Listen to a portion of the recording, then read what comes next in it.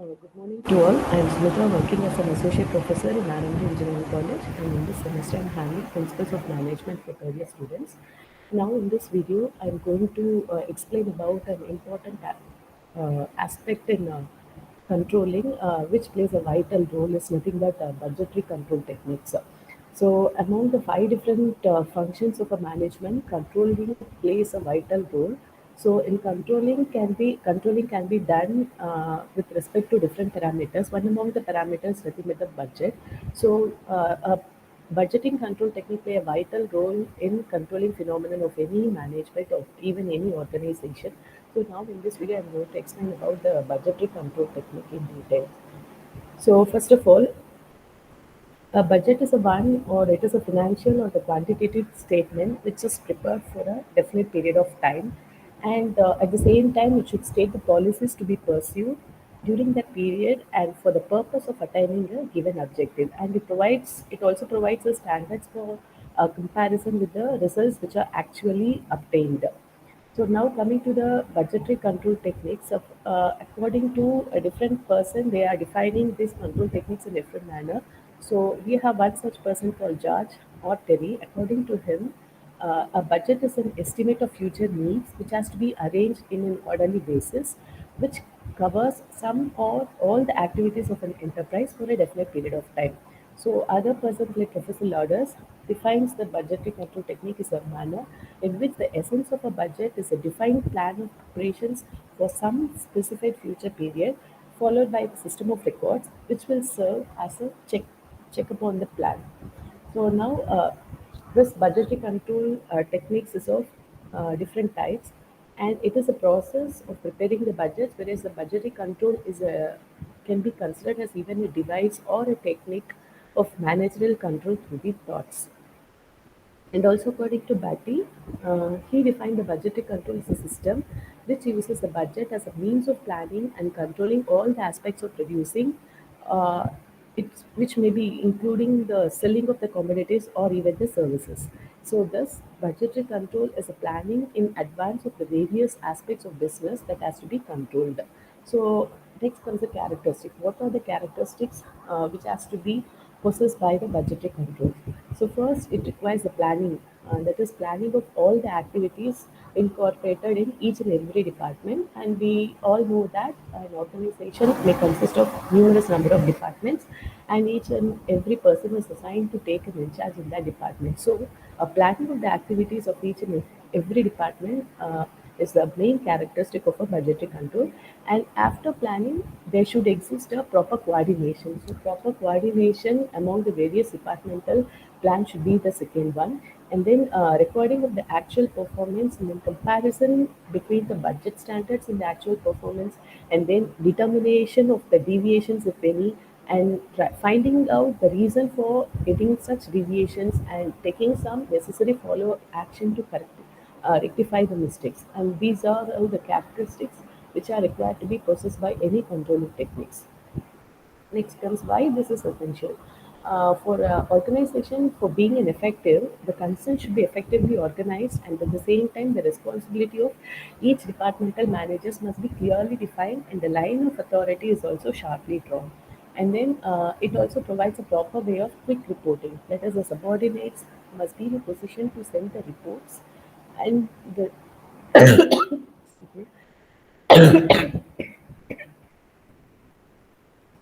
reports on the performance without any delay, and the managers, on their part, they must be able to analyze the reports sent by the subordinates, and they must be in a position to take the necessary action immediately. And in this way, it is providing a way to support the top management. That is, the top management must have a clear idea of the objective of the excuse me,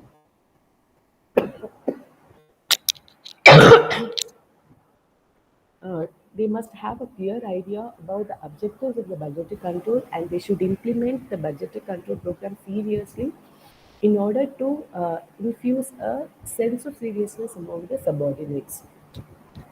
It may be in the form of rewards and punishment. For example, if the employees whose performance is according to the budget plans, and they should be suitably rewarded, and the employees whose performance is not as per the budget should not be that is should not be getting what it never left unsaid. And also, there should be an appropriate authority. The employees who are entrusted with the responsibilities of implementation, they should be given appropriate authority, right? If a person lacks an authority to enforce his decision, then it is difficult for him to fulfill his responsibilities. And in the previous lecture, I explained about the different types of budgets, which based on different classification like period and then the term and then the action taking places like that. So now coming to the one of the main type of budget called the cash budget, and it will give the estimated receipts and payments for the budget period, and also it indicates the position of the cash arising from it, and it shows the cash requirements at various times of the budget period, and it also helps the management in planning and arranging the cashes for the business concern. So in that way it will ensure that a business concern never suffers from the shortage of the funds. That is the importance of the cash budget. In addition, the cash budget helps the management in controlling and also in coordinating the activities which is concerned with the concept, that is receipts and payments. Next comes the capital budget. The capital budget, it will give the estimates in respect of the capital resources of the business concern. It also states the plans with the estimated cost for the investment, transportation, expansion, replacement, etc. So in this case, it will act as a device for planning capital expenditure. Another type of budget called a sales budget, which will give a comprehensive sales program and required plans for a specific period. It also states that sales potential in terms of the quantity as well as the values, periods, etc. And it is one of the most important budget because it is the basis for preparing the other type of budgets. Generally, the sales manager prepares the sales budget with the assistance of the sales supervisor, salesman, market research officers, and the others which are getting connected with the sales, right? So for preparing the sales budget, factors such as the price trend of the product and the population trend, whether the customers will have a need to buy the product, and the customer's purchasing power, and how far the advertising reach the customers, that is the extent of advertising, and then what about the past sales record, and what about the nature of the competition exists for that product, and similarly the economic situation of that country or the locality in which the product is providing its way to the customers. Like that, we need to consider a lot of factors before preparing the sales budget. And next comes the selling and distribution cost budget. This budget gives the cost of selling and the distribution of the products during the budget period. And this budget includes the cost of insurance, packing, storing, then transporting, advertising, sales commission, etc. And the manager and the distribution manager will discuss regarding the preparation of this selling and distribution cost budget. So next comes the budgetary, non-budgetary control techniques. So here we have different techniques which has been divided into traditional control techniques and advanced or modern control techniques. And coming to the traditional one, this is getting include of statistical analysis. That is, in case of statistical analysis, the analysis of very that is number of aspects, innumerable aspects of a business operation, and the clear presentation of those data, whether it may be an historical one or the forecast nature, is gaining some importance. So some managers, they can readily interpret all this statistical data in the tabular form, but most of the managers prefer the presentation of the data and the chart. This is nothing but the statistical data analysis. And next comes the break-even point analysis or break-even chart. And whereas this is an interesting control device, this chart is going to depict the relationship of the sales and the expenses in such a way to show at exactly at what volume of sales the revenue exactly recovers the expenses. So this is an important control device. And next comes the operation audit. So another, excuse me.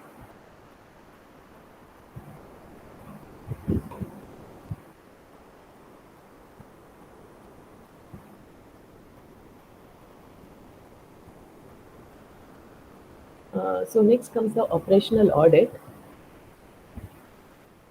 Operational audit. It consists of the internal and external audit.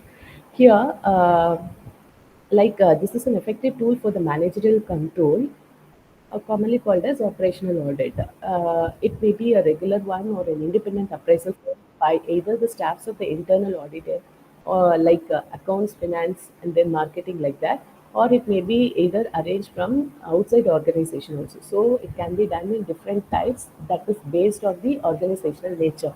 Whether internal audit alone is enough, that is seeking the person from the different departments within the organization or arranging the persons from external organization in the area, right? And this comes under the operational audit. Next one is the personal observation, and in this case we need to consider any observation by person which has been authorized with that action. That observation should be considered to be a importance, considered to be of more importance. That is, any preoccupation with the devices of manual control, they should never overlook the importance of control through the personal observation. Because a person who is responsible for taking an observation based on the past data and the present one plays a vital role. Okay, next comes the PERT or the program evaluation and the review technique. And this is a method which is used to analyze the involved task in completing a given project, that is, especially the time needed to complete the total project. Okay, next one is the Gantt chart.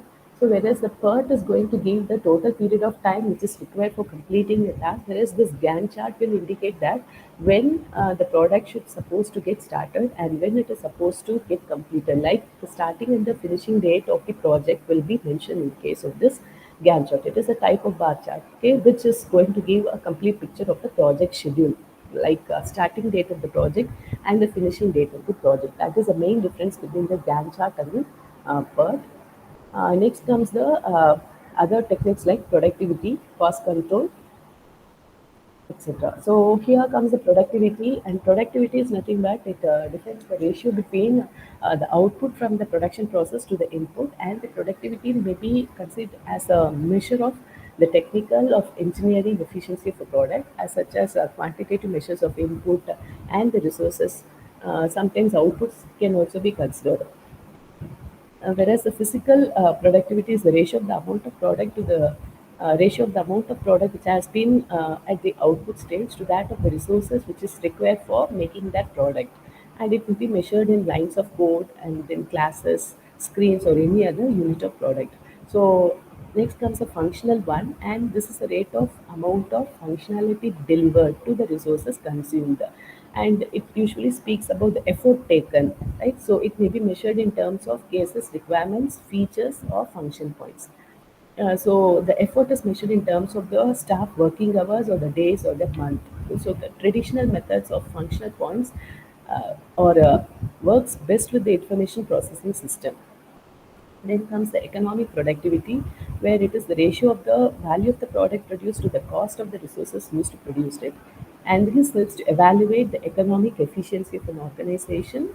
And it usually not used to predict the project cost, because the outcome may be affected due to various factors present outside the control of the project, such as the sales volume, inflation, interest rates, substitutions, etc.